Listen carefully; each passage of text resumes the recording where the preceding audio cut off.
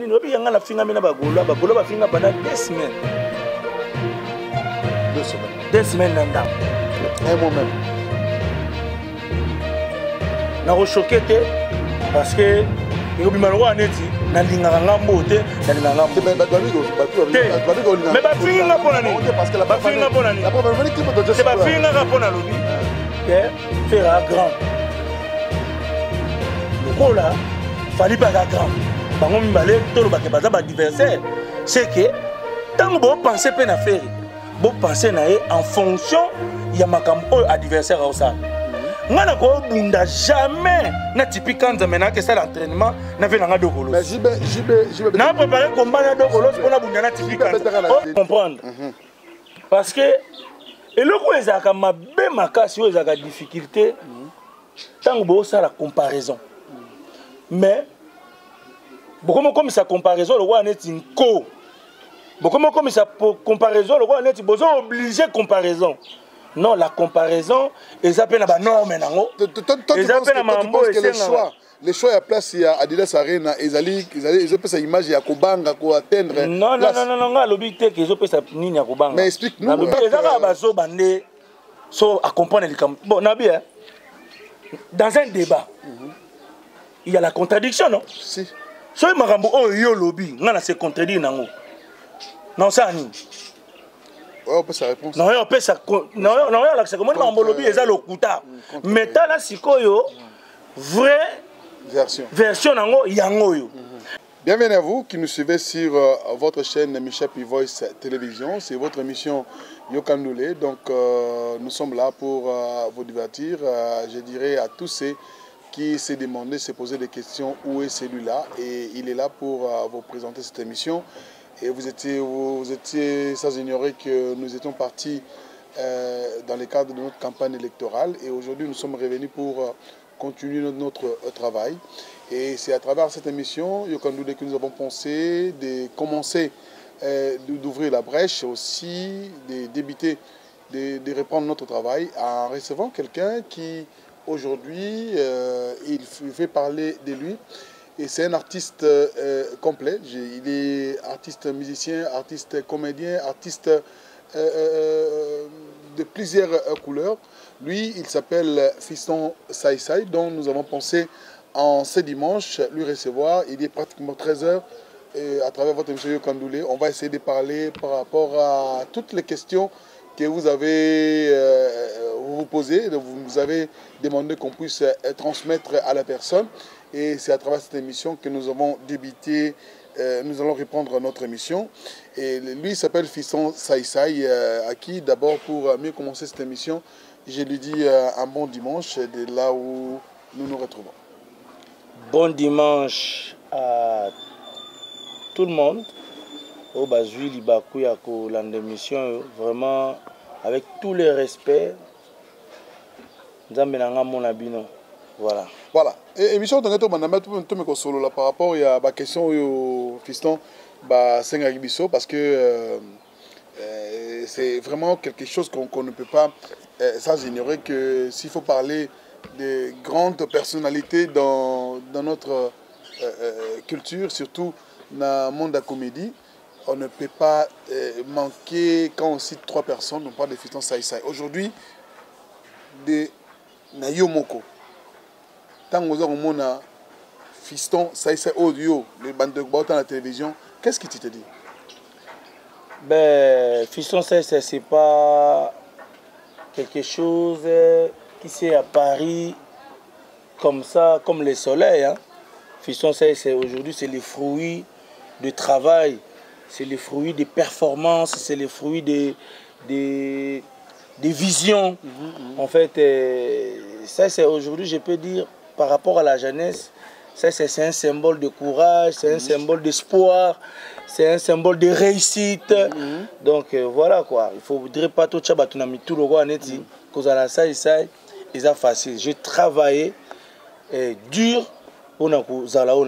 Et je me rappelle encore à l'époque, tant biso tout ça ba jeune pe ndé tout ça ka boye to koli ku tu ba bilo rebelé diminuer na ndoto so aujourd'hui ba époque wana ko sala net théâtre ezali le mot beneti na ba masa ba okama bela ah mais ya ko koma la makambo neni tara période moi comme bela ba masa ba sel ba cabine téléphonique ba danger bino mo ke ça tête ba mona bino neti na ba na kitambo to na telkis de ba séro là déjà na pese ba moto sika zali donc voilà que ça c'est un fruit ya musala ya mayele koluka ko tia mayele les a volonté. Donc, mais le autorité tout à l'heure, au binanga qui est le symbole de la volonté, le symbole ya. En fait, les lots pour na comme est ça la personne de ça so relative sur mon cousin. Comme ça Kombo sai na benga venanga senado o na pesimbote kombo na benga e parrain et na benga e parrain pourquoi parce que ngana zwa kombo ya sai na nzembo ya papa Wemba ya tout le monde sai et pour moi aujourd'hui ezaki meilleur choix pour nanga kozwa kombo na sai na mona lelo pe na kati ya nzembo na papa Wemba yemba et rejoindre oyo ngai na koma lelo ozomona donc balati kitoko malasi nelamba nzambe pa sunga toma pe ulata ta moi bien kitoko ya ba griffe te mais kitoko yo bima bien o chepe moi parfum et tout le monde ça lelo tout le monde alinga ça matonge banda soki na matonge banda ça ba toalela Kinshasa ngalema ça balelanga kini mobimba donc voilà comment on a c'est dans mon papa. Mais s'il faut comprendre le s'il faut parler na bon jeune âge ça enfance est-ce que ça c'est moi image il y a bombo il y a coco là naï parce que tout le monde va découvrir ça c'est une icône c'est une star mais koye ba ça origine naï est-ce que vous avez moins idée à jeunesse tao oui nga koli na koli penza lokola bana nyonso bakolaka na koli na mboka oyo vie ezalaka toujours meilleur te il y a les hauts et les bas tokoli na mboka oyo soko lié okumisi nzambe soko otango okumisi nzambe tokoli na mboka oyo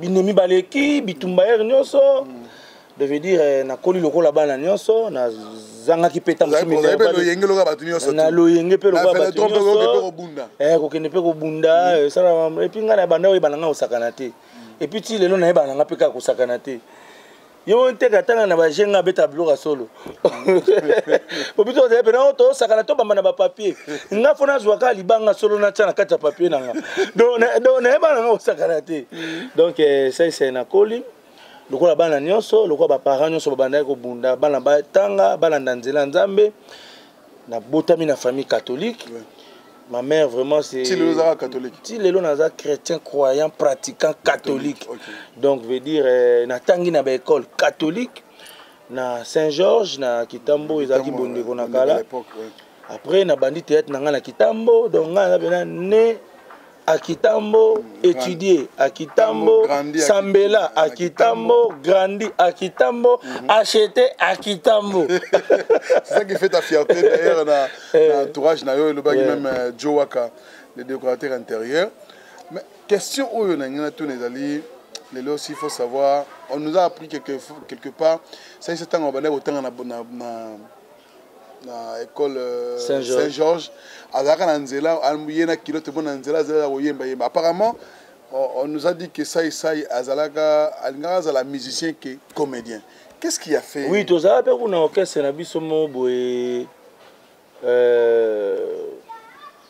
tant na commune à Taboa, tu as un orchestre na biso mo tu as un ngo comme on a kiminga tu as ba masse belé tu ba no yemba na musique na yemba ko na yemba et puis na ba no linga musique mingi voire même na kibindankoi tango ba fali pupa ba venanga doli funda doli Hiroshima na Selemfumu wana ngana masalanga héritier to bandule man donc okenda be mona ba tikeli so micro et ça c'est ma première voix ngana zo ma deuxième voix je comprends donc vraiment na ba journée culturelle et école mais bande on a so ba héritier ba Chico Ferre otobenga Chico Sam aux États-Unis donc bango ne ba ki bandule man mais ngasko na moneke nandule c'est comme si batu ba sopana ku ne belé mais le roi ngai na bané ko linga toujours kozala moi chemin nanga na s'accrocher sur na comédie parce que na comédie toi qui mingité dans le collège mon bateau c'est ngana master mo Kalombola na pesi mbote Kalombola nani Kiki Kalombola donc na pesi mbote siga ali donc vraiment c'est comme ça que la bandi ko pitcher na ngana na comédie pour ngana ça qui même à la musique na zeka so na yemba faut se kaka. OK. Na ba yembel na mo boye na ba makamla ngamo na sala ga à l'époque le nini aux aras où ils ont zongi le temps où en France aux ont yemba na comédie zaini.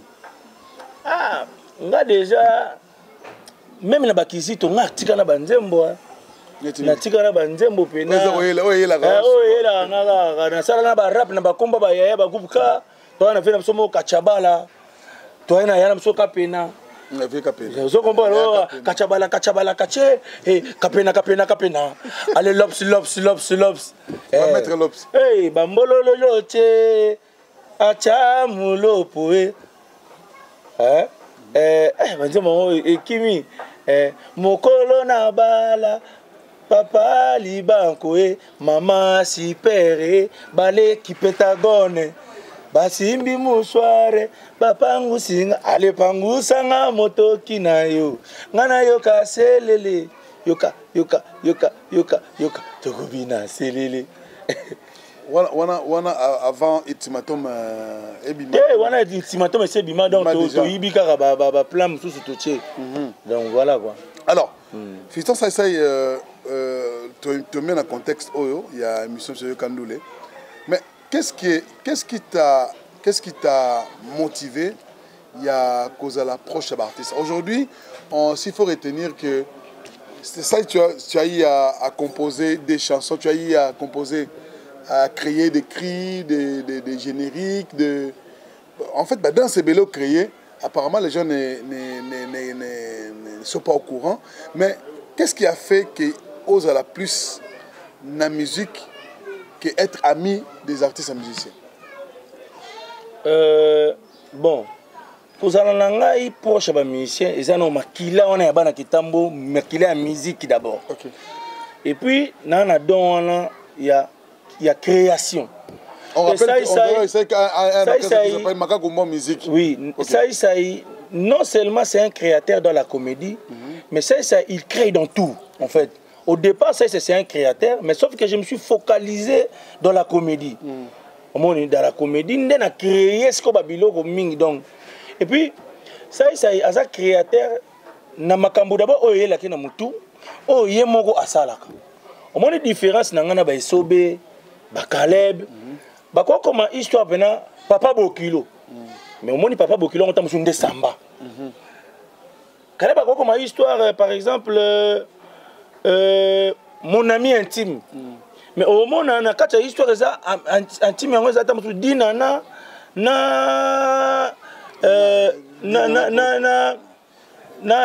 par exemple, na duchesse, par exemple. Okay. Mais tandis que ça réfléchit en fonction de ça. Okay. Crée en fonction de ça. C'est devenu ça, ça dit théâtre, comme on a kunzileli. C'est que dans le théâtre, on a kunzileli les gens de ça. Ok. C'est le théâtre, comme on a Jésus de Mandaka, c'est que Yémoro Jésus de Mandaka. Au maître Niamanyama, c'est que Yémoro maître Niamanyama. Mais comment tu arrives à copier l'image comme titre alors que vous avez tout le monde? C'est ça la différence entre ça et les autres. Ça n'est pas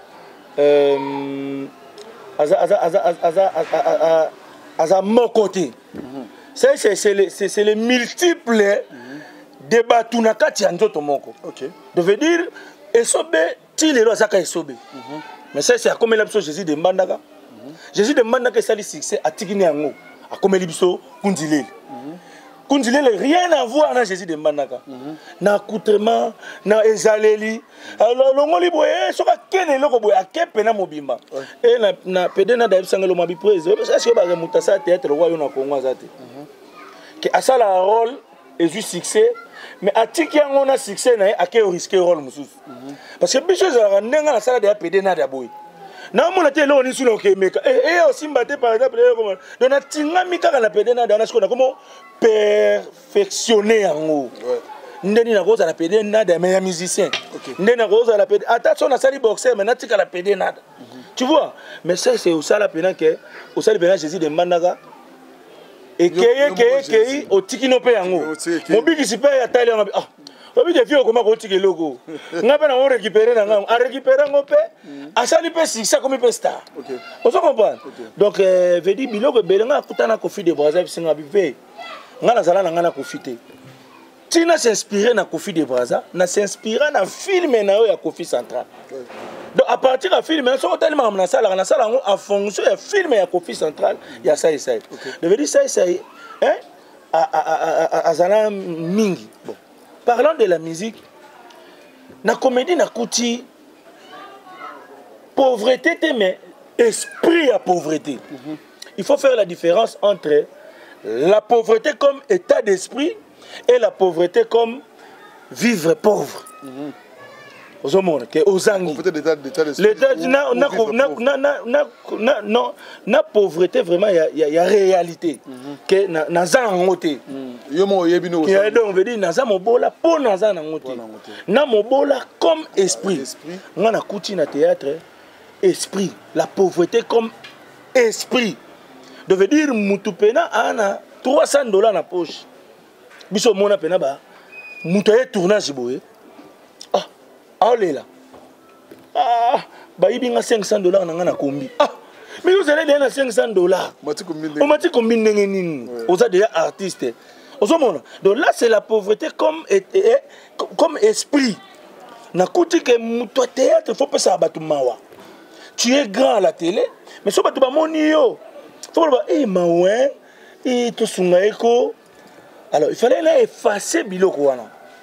Na comme sa comédie le la boulot paye Alex que un artiste comédien à cause appelle à parler boy à cause appelle à car un artiste comédien au bas la paix aux responsables bah nous peut battre en école bien en fait ce n'était pas de la magie c'était juste un problème d'engagement et d'assumer parce que koloba ke obongi et qui nous a battu mususu basunga oui mais il y a peine à battu siko obalinga battu babonga basunga pe ka battu babonga voilà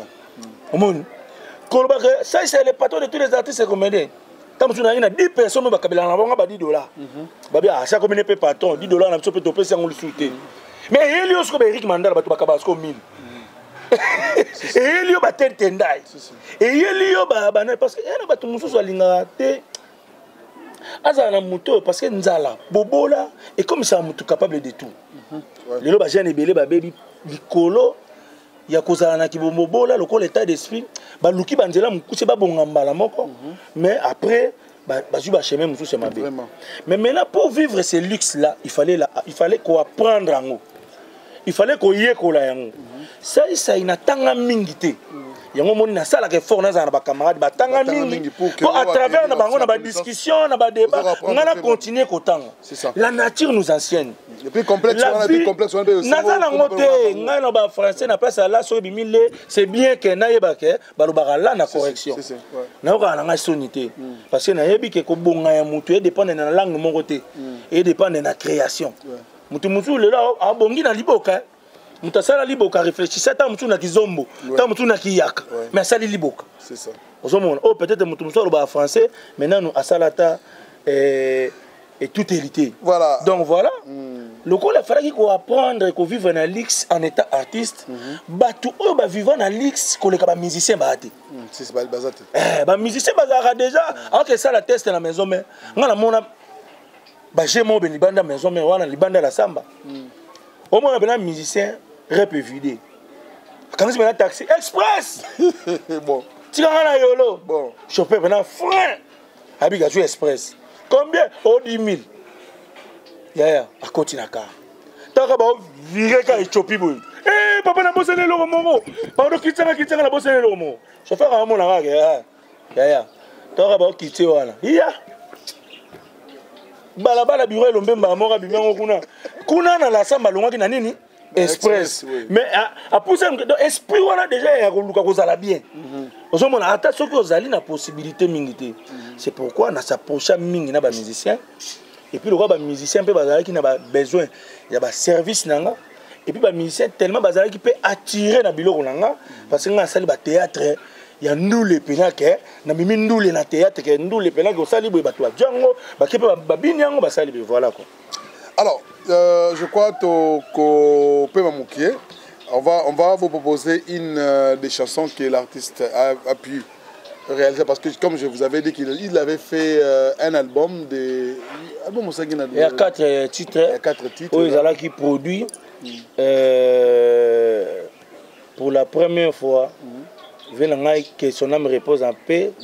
Les grands mécènes Nabiso Atika Biso Jean-René Golo. Je veux dire na commissaire qui est producteur à partir de œuvre nanga. Faut le rappeler que ça y na sali pe ba producteur hein. Na commissaire pe ba producteur. On va en parler. Voilà. Alors, je crois on va vous proposer cette chanson là, il est en train de nous suivre depuis Lubumbashi. Lui c'est le professeur Jean-Pierre Tchendela. Et puis nous saluons tous ces visiteurs qui sont en train de nous suivre depuis Buena Vista, de Buena Vista Villa. Donc c'est précisément sur le 24 avenue Kabila, quartier Sebo, et dans la commune de Mongafula, sur la référence de la route Kimwenza-Kinshasa. Je pense que je vous salue tous. Bon séjour là-bas. Donc là, hébergement, restaurant et autres. Et je vous conviens de suivre cette chanson. Comment on dit? Jojo Mandiki. Jojo Mandiki. Et apparemment parce qu'ils ont un conseil Makas. Mais ils ont peine à featuring au sein de la Fali. Ah ouais, Fali a participé à la alors on va suivre à l'époque à l'époque. À l'époque. Alors on va suivre cette chanson de Jojo Mandiki à qui nous saluons tous ces gens qui nous suivaient depuis Lubumbashi, comme je venais tantôt de saluer le professeur au moins Gitambo oui bien. Jean-Pierre Tchendela. Na PC ba moto trop et Colombo ne vista na vraiment ouais. Lukanga père tobe ta publicité. Mais ça Luka au jet. Vous savez hein? À ça Luka au jet. Maintenant tout ça là on habite peut-être il sur le Robert il est bien té tout ça là. OK voilà. Donc nous allons suivre cette chanson de Jojo Mandiki avec Fiston Sai et puis on va revenir pour continuer cette émission avec plaisir. Merci à Hervé Ngoy. Bonne session.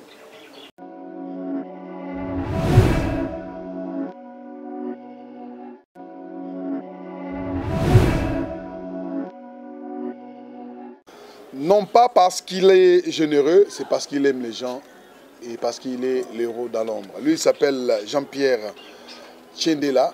Depuis Lubumbashi, plein de bonnes choses à vous. Merci aussi à tous ceux qui nous ont envoyé le message. Et d'ailleurs, nous vous signalons que l'artiste Ferrigola est actuellement à Paris, s'est produit hier. Et aujourd'hui, c'est sa deuxième production à Adidas Arena. Je pense que les images, vous les aurez dans nos prochaines éditions. Et là, vous venez de suivre la chanson Jojo Mandiki, qui a été composée par l'artiste Sai. C'est artiste complet. Félicitations d'abord pour la clip et aussi pour la chanson. Mais tout à l'heure, on a mis la clip pour la Souka. Il y a eu une collaboration entre toi et un affrontement entre Yona Fali et Poupa. Et c'est quoi les scénarios que vous avez? Non, dans ma chanson, j'avais dédicacé mon grand frère, Fali Poupa. Ton grand frère, vraiment, il y a un niveau à parler. Grand frère, il y a âge, il n'y a pas les trucs. Où ça, on est évité. Donc, grand frère, camarade, il y a grand frère, il y a Doli, ma finga. Que moninga inde na okola, ba ebinga nde to bandi ba masolo na biso. Ngapi na moni grand frère nde bazo évoluer. Donc voilà. Mais apparemment comment on a la collaboration les ara que tant on a lancé qui défi moko boye. Bon, défi on est ko le kananga bon maintenant ça va clip. na boulay vraiment bien tes grands frères so à côté na kacha clip na ngai ça la bien puis là que ça pena que pi petit na bengi ça va ya na parler jour en route au tali baba na ko voyager ba non qu'il y a quelque chose de blanc mama tadi toni ba miseko ba côté na baka na kutake kuta côté akiti ataka kuna single kana ni na wana na elo mo achaki likolo je crois simbi c'est elo mo na salle moi c'est na mo vite fait wana ndenge et ça na maïbo mais cette collaboration avec les artistes parce qu'apparemment vous avez eu il y a collaboré avec un artiste belé la preuve année avec Kofi Olomide qu'est-ce que relation avec Kofi Olomide des années ouais normal Kofi Olomide ça comédien musicien so ça les loga bien c'est pas ici Kofi à Zorango à Boaki à Bini est-ce qu'avec Kofi Olomide qu'est-ce que apporté à Kofi à travers la musique na contribué à na nelo na porté na contribué à quand des à la peut-être que mot pour Kofi c'est la musique hein Kofi Olomide lui il vit dans la musique alinga la musique mingi et le réunion so est important pour la musique na Kofi à s'accrocher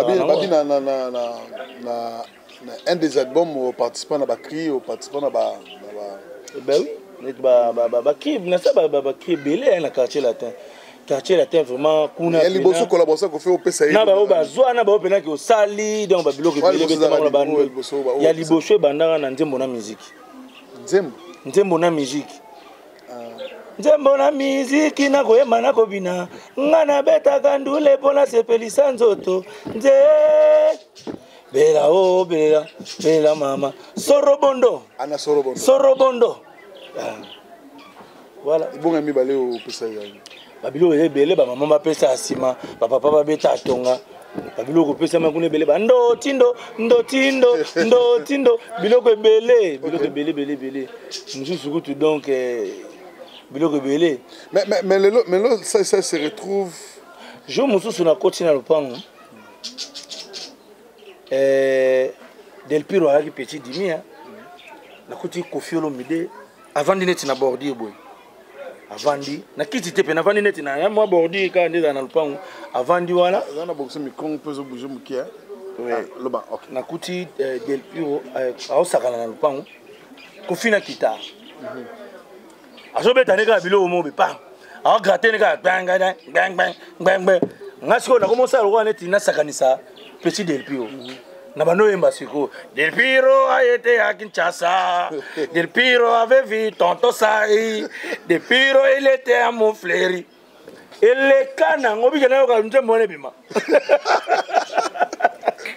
OK donc nzembo na Del Piro où tu à travers Del Piro a été à Kinshasa Del Piro avait vu tonton Sai Del Piro jouait à la dans la kakero mo venant beta kitati et puis mais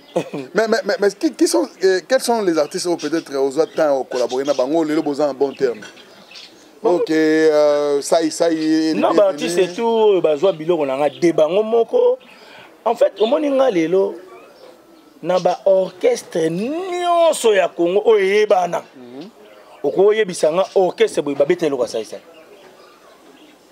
donc o banotanga orchestre boy na yebisio eloko babeta c'est quoi champion monga pa bunda lembakate ale pesa bizu nga soki champion monga pa sambeli nyama bunda lembakate bongo faire rigola ale makakumbwa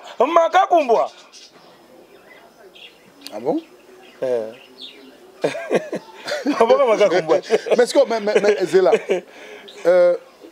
est-ce que tu penses que tu as de l'estime envers Ferrigola par rapport à Yanné Azoabilo, est-ce que tu penses qu'il a de l'estime mais là, des fois, il y a les leaders qui sont peut-être animateurs, à mon niveau, au moins ça, système à Kakumba, à créer, à côté, on a Nina Bango, leader peut-être habiter PCC, ouais. C'est pour rapport quand je te pose la question comme ça, parce que dernièrement, vous avez fait une analyse, comme je venais tout à l'heure, on a expliqué d'ailleurs que.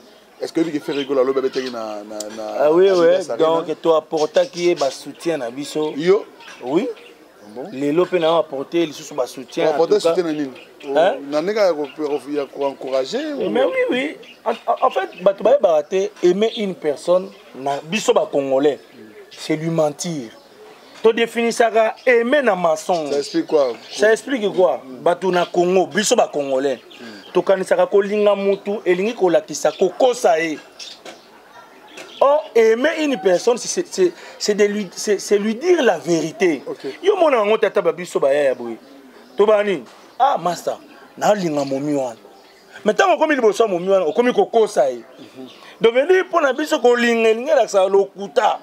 Ya mwana moni na lokuta to ça peut faire évoluer biloko belete. C'est au moins toi c'est faire évoluer biloko belete. Mais toi tu penses que lokuta où tu lokuta ngo tu trouves que lokuta azala na ndeko na ekombo na vérité.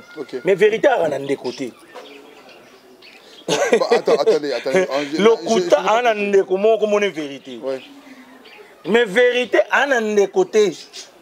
Ndeko vérité comme on est vérité. Mais ça, toi tu penses que aujourd'hui pendant que la guerre en moins misé quelqu'un qui se dit il va se produire dans la salle Moro où ils allaient prestigieuse et il se bat pour ça et toi tu viens comme ça là contre non, campagne par rapport il y a place d'autres personnes pensent comme si en fait omoni maele peso eleki ba tout ça batikali na setro ya nga loba mboko au Congo tant que tu investir dans l'homme, c'est que et là on ça la maté. Ata bozu gouverneur à Oti Paris. Aye awa. Aye na tracteur à longoli fulu. Mais ce qui na muto ba tu ko boka fulu longoti. Je veux dire c'est que place on a to okuta so fulu lobby. Parce que oh ba longoli mutu c'est ko remplacer. Oh faut tracteur les kadaba na mitu ya batu. Ko investir na bo moto ya batu ko matisa bo moto ya batu. Réflexion ya mutu et comment devenir mutu abana ko raisonner tant à côté na luxe devenir mundele déjà à ça là que mundele so na mukina tongo d'accord et là on va lipa ya ko raisonner ngoté c'est ça et c'est automatique et là on va ko lia ya ko réfléchir na ngoté et c'est le moment donc zéro ya ko kanisa ko mamba olia te ko kanisa mamba olia c'est comme tungise c'est kadinga lia likola tour Eiffel c'est que kuna faut réserver faut ça là mais ko lia ya ke mutu faut lia donc e ko tungise te classe ya bana kutu e ko lobele le côté santé na epé ko lobele le côté je veux dire pour mutu bana ko raisonner que eh likamu mo be c'est que alinga kaza na car moko boya 80 000 soit ko kota nyongo na banque pour atambula na car mo be ya lix nde ba passe ne sko bandi bon c'est ça na lingi na so mandako moko be pembe na île ba passe na e bandi wana mais ba besoin primaire et cause na passe ya mutu te mais biso sko loko passe na biso zo banda déjà na lipa to ba bongo te to ba ke to passe na biso zo banda na lipa e bomi maele ouais e bomi maele tumbi ata so lobi likambo eza mutu amona ke oui ya nango normal. Est-ce que tu penses que faire analyse na likambo ba place oyo ba artiste bazar obeta lelo tu penses pas que c'est pour choquer l'autre de parler la place est moindre par rapport à une place oyo prenons par exemple d'ailleurs tout le monde a vu l'affinité que tu as avec Fally aujourd'hui toi tu penses que ça sera bien accueilli par les camps Férigola omoni ndolanga gabana basele na bisaelo mongo ngai na yebani na comédie mais na juste stabilité ya vie na marketing. Je veux dire qui dit publicité dit marketing.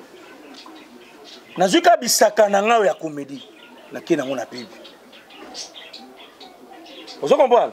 Je veux dire na yebi marketing et puis na yebi nini o mutu fo ça ba ko yebi sote ke oza 1 to ba ko yebi sote ke oza 10 mais ba oyela yo 1. Vous comprenez? Non, ils arrêtent.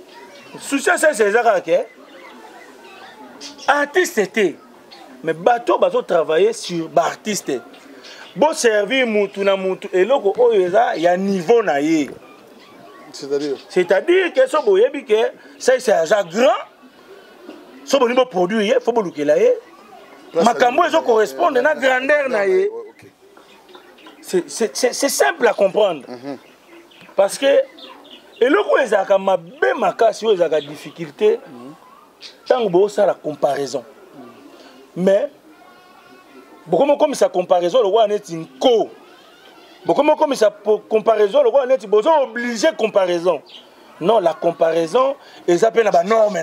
Toi, tu penses que le choix à place, il y a Adidas Arena, ils ont fait cette image, il y a Kobanga, pour atteindre. Non, l'objectif qu'ils ont fait ça, ni à Kobanga. Mais explique-nous. On a besoin de raison de la Makamouanate.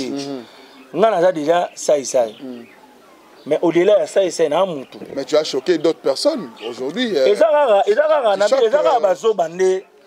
ont à comprendre les camps. Bon, Nabi, dans un débat, il y a la contradiction, non? Si. Si il y a lobby, on se contredit. Non, ça ni.